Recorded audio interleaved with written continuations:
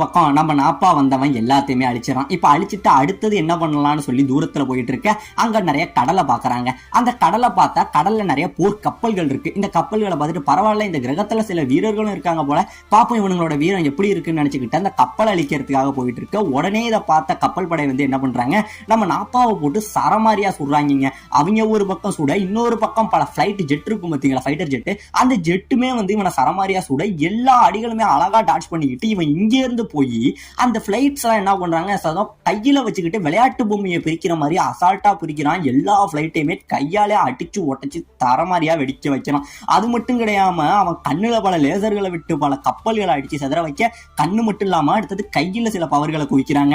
இந்த பவர்களை குவிச்சு இங்க உள்ள மத்த கப்பல்கள் இருக்கு பாத்தீங்களா, அது எல்லாத்தையுமே அடிச்சு வெடிக்க வைக்கிறாங்க.